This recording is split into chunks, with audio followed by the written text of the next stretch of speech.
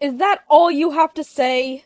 The deep, resonant voice made me flinch. I felt humiliated by my mother-in-law, unprotected by my husband, and even neglected by my daughter during this New Year's celebration. Just when I thought things couldn't get any worse, I felt like crying. My name is Tracy. I dropped out after middle school, started working right away, and got married in a shotgun wedding at 19. My parents are what you'd call gig workers. Unstable jobs mean unstable incomes. That's why I started working so young. I wanted to be independent and have my own cell phone. My husband Linus is 4 years older than me. We met at my workplace. I was captivated by his flashy appearance and wealth. We started dating and ended up in a shotgun marriage. I was 19, he was 23. The legal age in my state was 21, so both families were quite shaken, especially his grandfather, who was furious. He even hit my husband for getting involved with a minor. His grandfather is a strict, intimidating figure that everyone in the family fears. Because of his anger, our wedding was grand, and his family covered all the expenses. I was treated like a princess, treated with great care. That was the peak of my mother-in-law's kindness.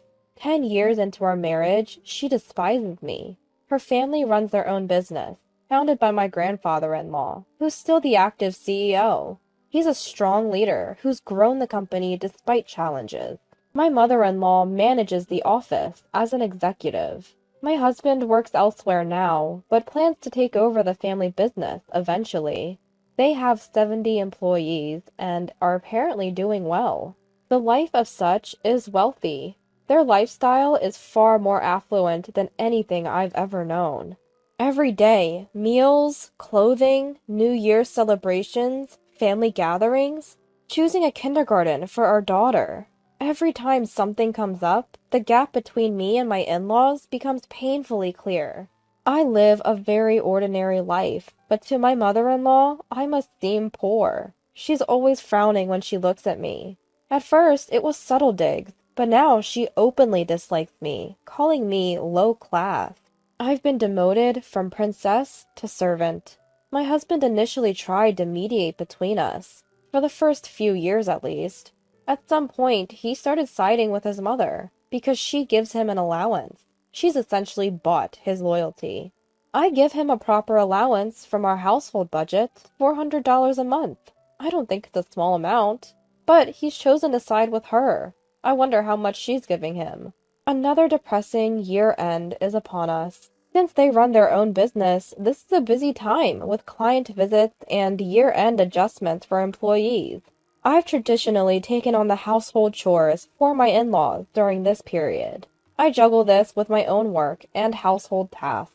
Tracy, make sure the laundry is done. Don't mess up the fabric softener for the towels. And the car needs washing. Don't skimp on the finish. For dinner, make beef stew. Beef, not chicken or pork. Your taste is inferior to ours. Don't leave water spots in the sink. Also, double check the names on the greeting card. All right, got it. I might as well be a housekeeper. If I were getting paid, I'd be more motivated. But there's not even a word of thanks. It's disheartening. Yet my mother-in-law, who claims she's too busy with work to handle household chores, somehow finds the time to critique my housekeeping. If I cut corners, she complains. It's a hassle. Ugh, car washing, huh? I guess just sticking it in a car wash won't cut it. It has to be spotless inside and out to pass her inspection. Washing a car in the cold at the end of the year is the last thing I want to do. It's depressing. My daughter's school is on winter break. Christmas is over, and the last day of the year has finally arrived. The exhausting end-of-year servitude is finally over. This is the end of my work at my in-laws' house. My duties at my in-laws' are done until next year's holiday season. Or so I'd like to say. But New Year's brings its own set of tasks. Various people come to my in-laws for New Year's greetings. Relatives, business associates, friends of my husband's grandfather. My mother-in-law is busy entertaining them. As a result, she dumps even more chores on me. Cooking, dishwashing, shopping, cleaning, answering the phone. I don't even have time to sit down. I eat standing up in the kitchen, squeezing meals in between chores. My mother-in-law and husband are chatting happily with the relatives who come for New Year's. Everyone's had a bit to drink, and their voices are loud. My husband keeps passing drinks to his mother. My daughter is playing board games with the other kids. Everyone seems to be having a good time. I work non-stop, listening to their joyful voices. It feels like I'm a throwback to the wives of a bygone era during New Year's. I'm used to it by now, so whatever. Let's give out gift cards, everyone! Here you go, gift cards for all! My mother-in-law starts handing out gift cards to the kids. Oh, I need to give out gift cards too. I quickly grab the gift cards I'd prepared and head out of the kitchen. Happy New Year! We have gift cards too! Wait, what's going on? When I get to the kids, they all look stunned. Only my mother-in-law is in high spirits. The difference between her and the kids is striking. The children look at me cautiously. What? What's the matter? Well... The oldest boy starts to say something, but stops. He looks at the gift card in his hand, then at my daughter, who has nothing. All the other kids have cards too. My daughter looks down, her face sad. Tracy, starting this year, we won't be giving your child a gift card. Oh, is that so? If there's none, there's none. But why single out my daughter? And to announce it like that in front of the other kids? That's just cruel. The other kids look confused too. Whether she notices or not, my tipsy mother-in-law cheerfully says, "That's right, a gift card from our family would be too much for the child of a dropout." What? I'm stunned by her unexpected words. What? Because I'm a dropout, you'll give to the other kids, but not my daughter? You're discriminating against my daughter for that reason? Discrimination sounds so harsh. It's a natural distinction. I've learned what kind of a person a dropout is over these 10 years. Your daughter probably has the same low-level tastes as you, so it's nonsense to spend money on her. What's natural about that? My being a dropout has nothing to do with my daughter. I lost my cool and yelled, forgetting all formalities. My mother-in-law's eyes widened at my lapse in decorum. Well, what's with that tone? Who cares about tone right now? No parent would stay quiet when their child is insulted.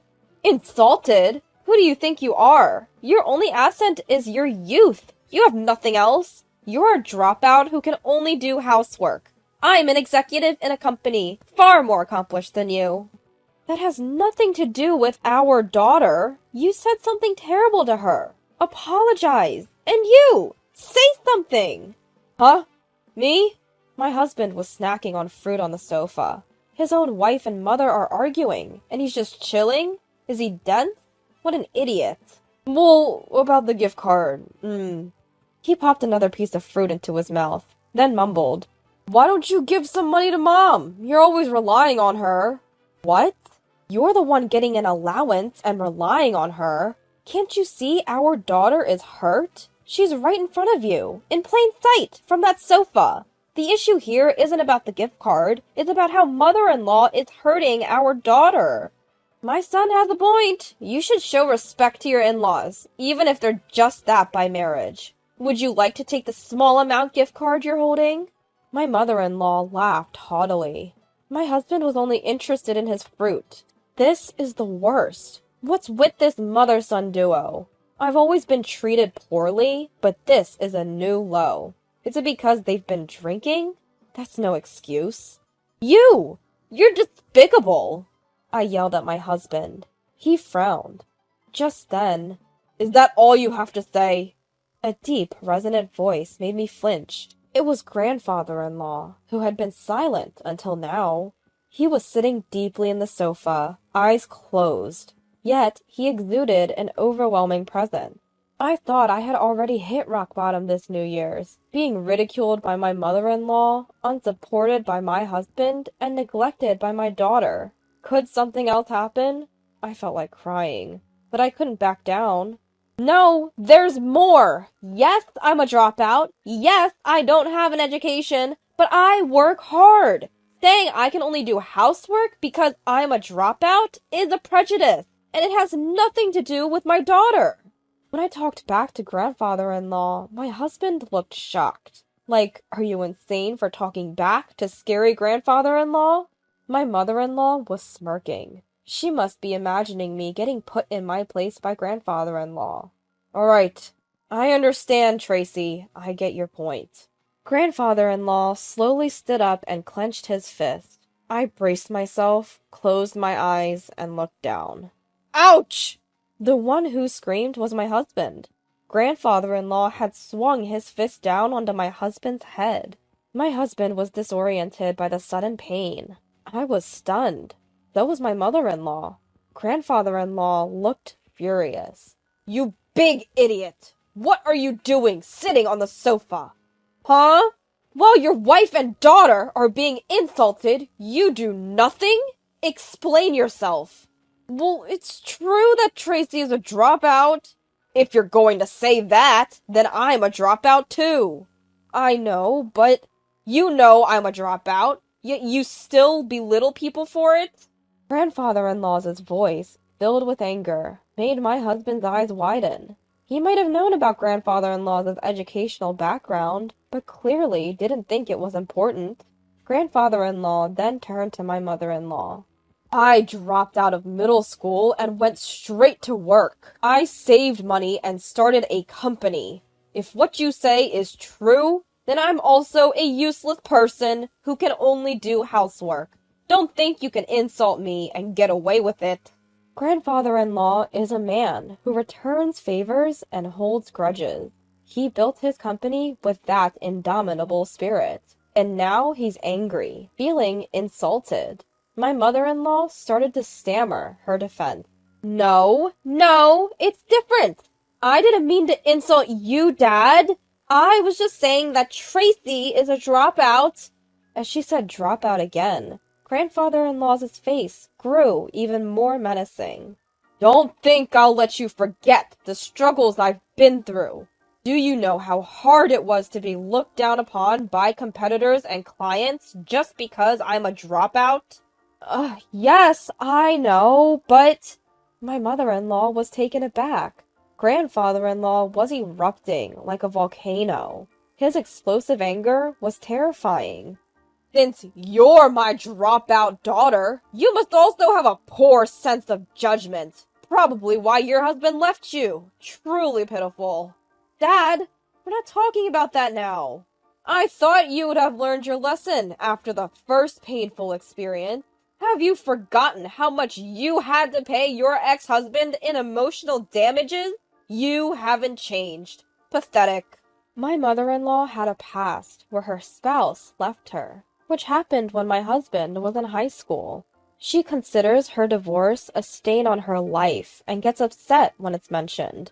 I never asked for details. But from grandfather-in-law's tone, it seemed her personality was the issue. I saw relatives who had come for New Year's greetings quietly leaving. What an unfortunate start to the year for them.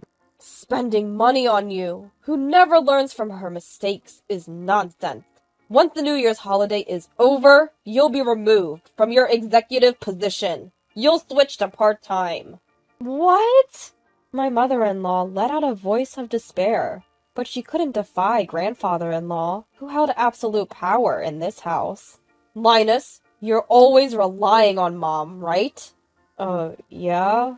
Then you should be the one giving her money. You're the one most taken care of. What? You said it yourself earlier. Was that a lie? Faced with grandfather-in-law's piercing gaze, my husband frantically pulled his wallet from his back pocket. A high-end, beautiful wallet, bought with the allowance from his mother. In his haste, the wallet dove into a glass of liquor on the side table, getting soaked. My wallet was soaked. He pulled out damp bills and handed them to my mother-in-law, who pinched the wet money between her fingers. Mother-in-law picked up the liquor-soaked bill with his fingers. Now, you're next. Grandfather-in-law's eyes locked onto my mother-in-law. He looked like a lion eyeing its prey. You're also taken care of by me. You have something to give, don't you? Yes. My mother-in-law ran to her bag and pulled out her wallet. In her haste, the wallet slipped from her hands and fell to the floor. Here's a rerun of my husband's behavior. I took the money he gave me and handed it over to grandfather-in-law. Thank you for always being so kind to us. Mother-in-law snatched the money and grandfather-in-law handed it to my daughter. Frozen by the adult confrontation, my daughter looked up at grandfather-in-law with fear. Grandfather-in-law spoke in a low, authoritative voice. This is a gift card from me to you. Use it for something that benefits you. My daughter was astonished by the wad of bills, an amount she had never held before. Tracy? Yes. I straightened my back as I responded. It's my turn now. I'm scared of what he might say. Honestly, I'd rather be nagged by mother-in-law. As I waited nervously, grandfather-in-law softened his voice a bit. Tracy, would it be all right if your daughter and grandchild go back to your family home?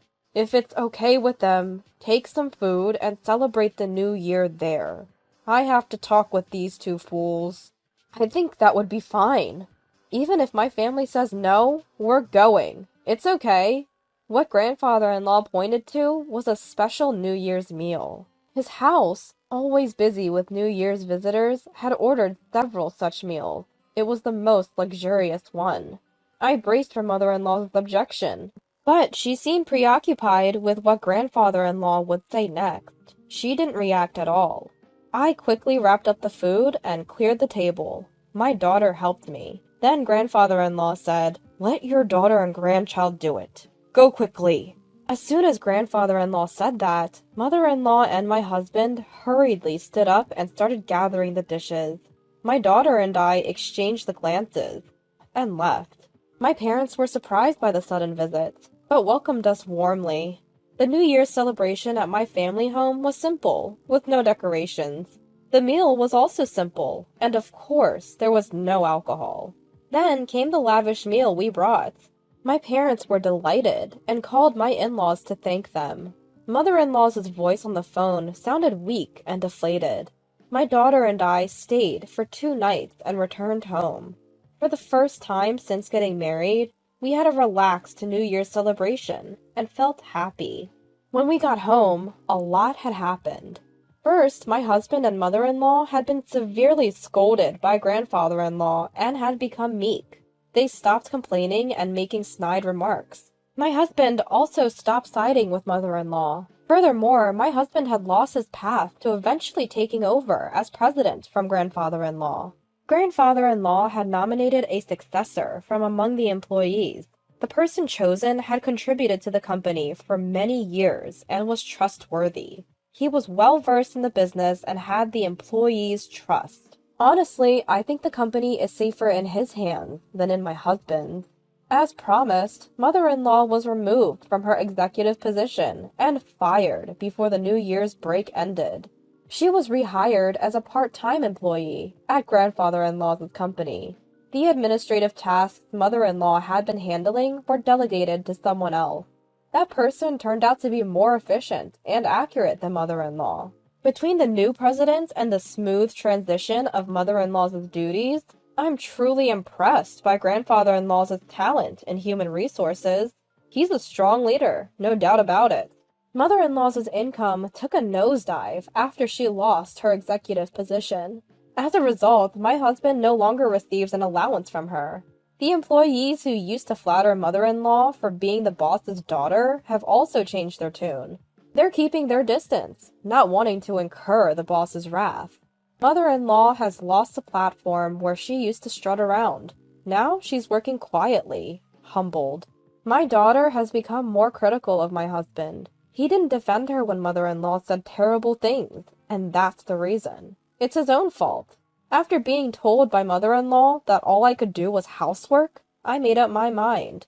I started attending a correspondence high school. I used to do housework while my daughter did her homework. But since that incident, my husband has been more proactive about doing chores, freeing up some time for me. I've been using that time to study. My daughter smiles when she sees me studying. She started helping with the housework voluntarily and shares more about her school life. I realized something during this New Year's confrontation with mother-in-law. I had given up on myself, thinking I was just a dropout. Well, it's time to shake off that mindset. Aim for valedictorian. I can do it.